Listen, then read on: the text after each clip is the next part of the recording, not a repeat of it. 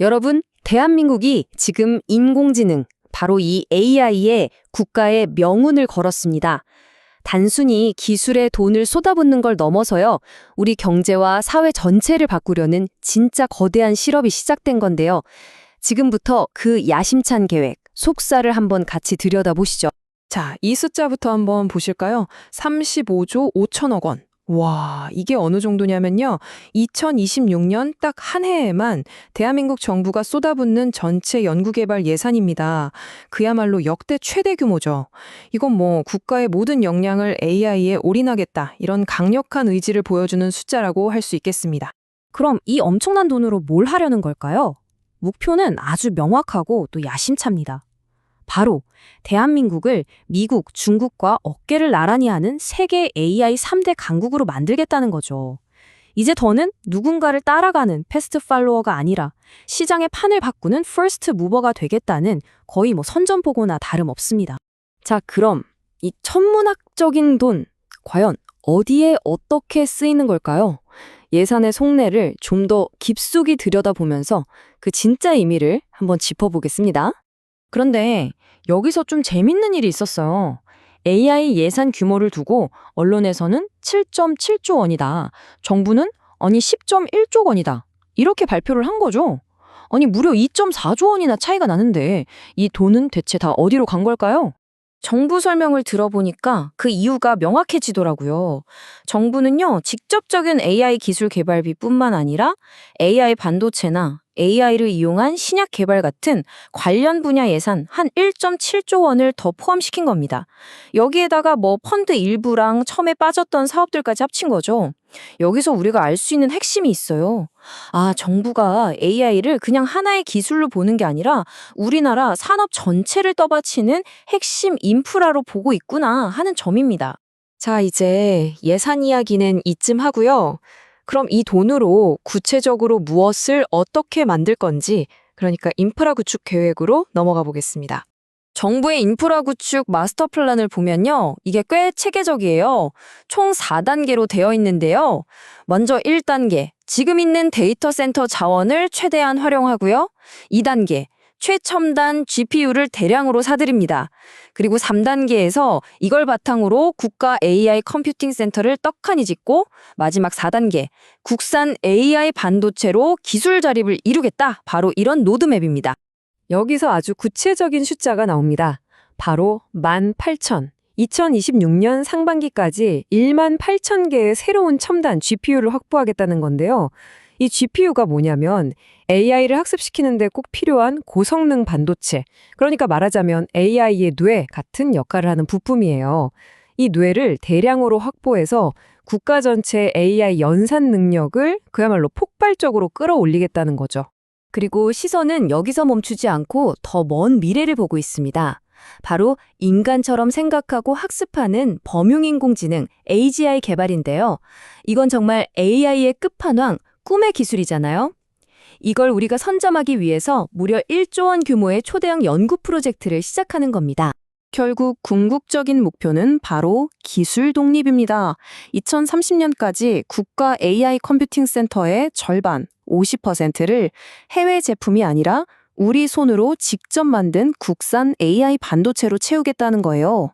이건 그냥 인프라를 짓는 걸 넘어서 누구에게도 흔들리지 않는 우리만의 AI 기술 주권을 확보하겠다는 아주 강력한 선언인 셈이죠. 자, 이 모든 인프라 투자는 결국 단 하나의 목표를 향하고 있습니다. 바로 챗GPT 같은 거대 언어 모델, LLM을 그것도 세계 최고 수준으로 우리 손으로 직접 만들어 보자는 겁니다. 이걸 위해서 국가대표급 드림팀을 꾸려서 데이터, 연구비, 필요한 건 다 밀어주겠다, 이런 계획인 거죠. 자, 지금까지는 기술하고 인프라 이야기를 쭉 했는데요. 이제부터는 어쩌면 가장 중요한 사람 이야기로 넘어가 보려고 합니다. 이 엄청난 기술이 과연 우리의 일자리를 어떻게 바꾸게 될까요? 이거야말로 AI 시대의 가장 큰 질문 아닐까요? 내 일자리를 뺏길 것인가? 아니면 오히려 AI 덕분에 새로운 능력을 얻게 될 것인가? 이 질문에 대해서 한국 정부는 역량 강화라는 답을 내놓고 관련된 정책들을 펴고 있습니다. 구체적인 계획을 보면 크게 4가지로 나눌 수 있어요.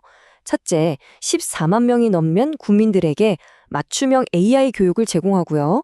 둘째, 고용24라는 플랫폼에서 AI가 직접 나에게 맞는 일자리를 찾아주고 상담까지 해주는 서비스를 만듭니다. 셋째, AI 챗봇을 통해서 365일 24시간 언제든지 노동법 상담을 받을 수 있게 하고요. 마지막으로 혹시 모를 문제에 대비해서 AI 기술로부터 우리 노동자들을 보호하기 위한 윤리 가이드라인도 마련한다고 합니다. 근데 여기서 정말 주목해야 할 점이 있어요. 이게 단순히 AI 기술 개발만 하고 끝나는 게 아니라는 겁니다. 정부는 AI 시대에 맞는 새로운 일의 규칙을 만들기 위해서 노동 환경 자체를 근본적으로 뜯어고치는 작업을 동시에 하고 있다는 거예요. 기술 발전과 제도가 발맞춰 가야 한다는 걸 아주 잘 알고 있는 거죠. 지금 보시는 이 표가 바로 그 청사진입니다. 좀 복잡해 보일 수 있는데 이게 2026년부터 바뀔 주요 고용노동 정책들을 모아놓은 거예요. 자세히 들여다보면 청년 지원 확대, 또 일하는 부모님들을 위한 유연 근무, 그리고 플랫폼 노동자 권리 보호 같은 내용들이 담겨 있거든요. 한마디로 AI 시대에 꼭 필요한 사회 안전망을 아주 촘촘하게 만들겠다는 정부의 의지가 그대로 녹아 있는 겁니다. 예를 들면 이런 거예요. 아이 키우는 부모님들을 위해서 출근 시간을 오전 10시로 좀 유연하게 조정할 수 있게 하고 또 급할 때 잠깐씩 쓸 수 있는 단기 육아휴직 제도 같은 걸 만들어서 일과 가정의 균형을 맞출 수 있도록 돕겠다는 거죠. 또 하나 중요한 게 기존 노동법의 보호를 잘 받지 못했던 분들이죠. 144만 명에 달하는 플랫폼 노동자나 프리랜서들의 권리를 보호하기 위한 법적인 장치도 마련합니다. 고용 형태가 다양해지는 시대의 흐름에 맞춰서 보호의 범위도 넓히는 겁니다. 청년 지원도 훨씬 강화됩니다. 지금까지는 청년이라고 하면 딱 정해진 나이가 있었는데 이 기준을 법적으로 34세까지로 올립니다. 이렇게 되면 더 많은 청년들이 정부 지원의 혜택을 받을 수 있게 되겠죠. 그리고 무엇보다 중요한 게 바로 일터의 안전 아니겠습니까? 앞으로는 산업재해가 발생하면 그 조사 보고서를 대중에게 공개해서 투명성을 높이고 기업들이 안전에 대해 더 큰 책임감을 갖도록 유도하겠다는 겁니다. 이 모든 걸 종합해보면 대한민국은 지금 AI 기술 혁신과 사회 시스템 혁신이라는 이 두 개의 거대한 바퀴를 동시에 굴리는 아주 담대한 국가적 실험을 하고 있는 셈입니다. 하지만 이 거대한 실험의 성공이 과연 최첨단 기술만으로 결정될까요? 그렇지는 않을 겁니다. 결국 해답은 우리 사람에게 있습니다. 기술을 어떤 방향으로 쓸지, 또 사회적인 규칙은 어떻게 정할지, 이런 과정에서 이루어지는 사회적 대화야말로 앞으로 우리가 마주할 수많은 문제들을 해결할 가장 강력한 도구가 될 테니까요. 대한민국이 그리고 있는 이 거대한 청사진, 과연 기술의 발전과 노동자의 권리가 서로 충돌하지 않고 오히려 함께 성장하는 그런 새로운 모델을 세계에 보여줄 수 있을까요? 2026년 어쩌면 전 세계가 대한민국의 이 담대한 실험을 주목하게 될 겁니다.